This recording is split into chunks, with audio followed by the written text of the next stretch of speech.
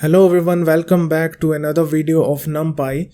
So in this video we will learn about some basic operations of NumPy. So this is gonna be a continuation of the previous video where we have learned about how to create n-dimensional arrays and also one property that is ndim. So before diving into the video, I would like to inform we're attaching this whatever the practice or rough IPython notebook that we are using in the description section below, so that you can follow along. And if you want to code it out, or if you just want to run the programs and you want to analyze the results of it, so you can do that pretty much easily. So please check the description section for the code. So let's start the video. So first of all, we will be importing NumPy. So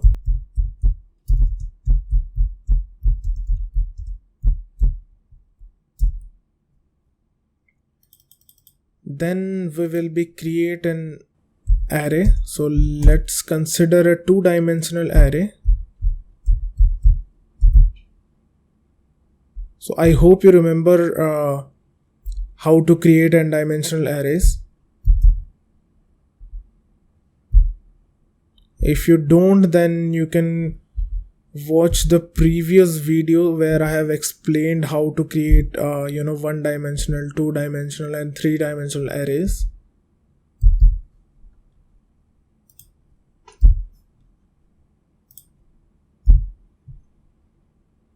So this is our two-dimensional array. So let me print the dimension also.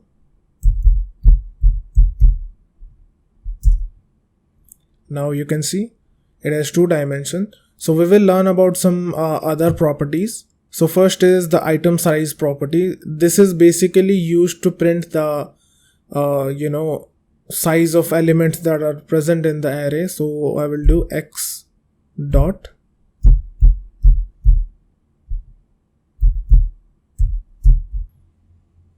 so here you can see this is showing as 4. So we have basically we have taken this as integer types. So every integer type contains 4 bytes. So this is the memory obtained by the integer that, or the element that it's showing. So if I'll do same for the float, then you will get 8 bytes. So how to initialize an array with float as a data type? So what we will be doing is we'll just copy this, and then after, what we have to do over here is comma dtype is equal to float 64. Okay, so I have forgot np.array. Yeah, so now it's ready. So what we can do is you can check the item size of x again.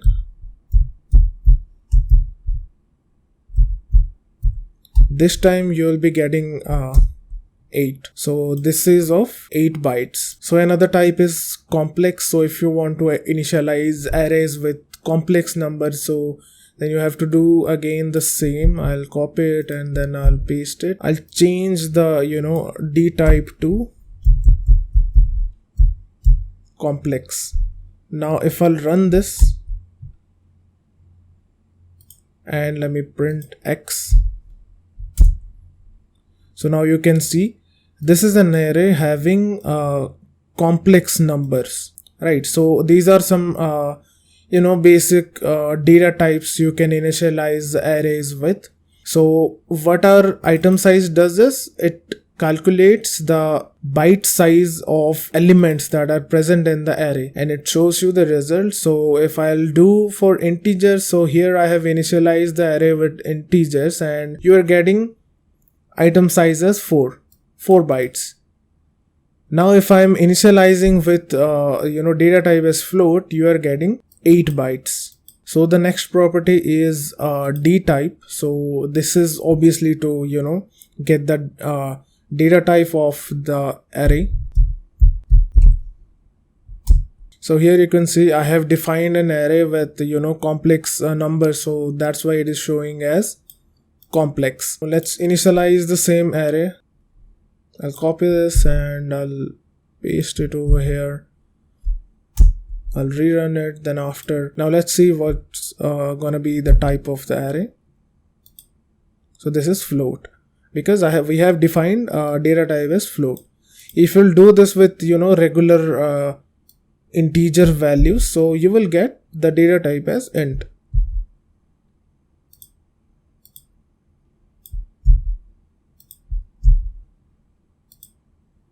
So this is int32. This is our data type property. So the next property is size. So what we will do is x dot size. Now you can see it's giving an output as 6. Why? Because we have 6 elements in the array. So if I'll print x over here, you can see 1 2 3 4 5 6. Now we have another property, that is shape. So we're gonna do x dot shape over here.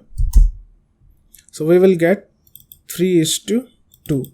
So what basically this means is we have 3 rows and 2 columns, right? You can see over here we have 1 2 3 rows and these are 2 columns. So the first number defines the number of rows and the second number defines the number of columns that are present in our array. Now move forward to some other functions of NumPy. So if I want to initialize an array with all zeros, so I can do that by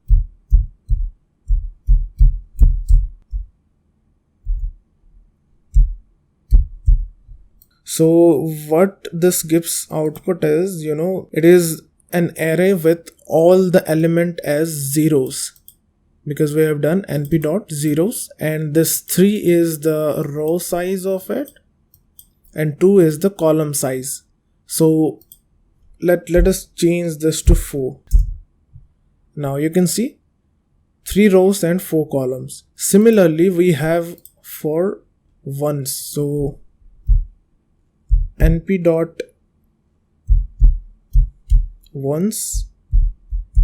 again. So we will this time we'll create 4 cross 4 matrix. Now you can see over here everything is 1 over here in this matrix. So this is a 4 cross 4 matrix. So these are some unique ways to initialize with zeros and ones. And then after we have the range property. So basically we use range function in our traditional Python also. So np.arange, let's say we are giving 1 to 10. So here we have an array which contains 1 to 9. Obviously 10 is not gonna be included in this. So if we'll do for 11, then it will initialize 1 to 10. So here we have an array with a range of 1 to 11, that is 1 to 10, right? So similarly we can take step size also. So np.array 1, 10, and the third specific element will be your step size. Let me consider it as 2. Oops, so this is arange. So you can see 1, then 2 is skipped, then it's showing us 3, then 4 is skipped, then 5, then 6 is skipped, then 7. So this is the step size of 2. So if I'll do same thing with 4, 1 2 3 4, then 5 6 7 8, then 9. So this is how your step size works. Now let us initialize one 2D array.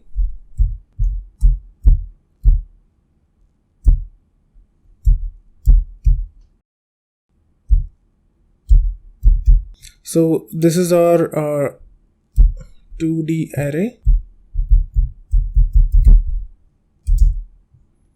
now I will do x.shape. So here we're getting 3:2. So 3 is the row size and 2 is the column size. Now let's do one thing. Let's reshape this. So I'll change the orientation. So if I'll print x over here, you can see we are having 3 rows and 2 columns. Now let's change this shape of this. So x dot reshape, we will be passing over here 2, 3. So now you can see it is having 2 rows and 3 columns. Similarly, if I have to do like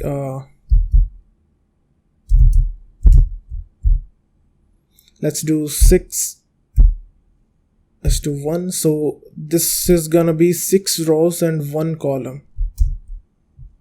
So as simple as that. Now moving on towards the next property, we have x dot ravel. So what this will do is this will flatten the array. So whatever the array we are having, whatever the dimension it contains, this will just flatten the array and it will convert everything into one dimension. Now again, let me print x again. So now you can see x is like 3 rows and 2 columns.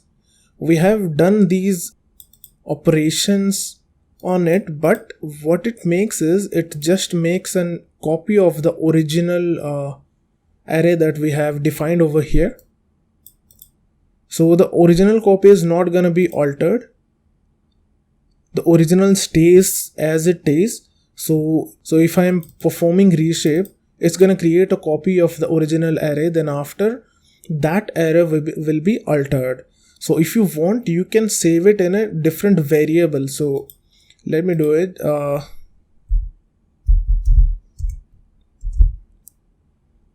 So I'm gonna save it in array, right? So if I'll now print array, I will have this, because this is the copy of the main array and I have saved it in a variable name array. But if I'll print x, this will be the same again. This is our original array that we have defined. So that's all for this video. These are some basic functions or properties of NumPy. So I will attach this IPython notebook in the description down below so that you can follow along. And in the next tutorial, we're gonna learn about some mathematical operations that are done by NumPy. So I hope all of you understood this. So if you have any doubt or any questions, please put it down in the comment section. And by saying that, do not forget to like, share and subscribe to our channel. This is Navneet signing off.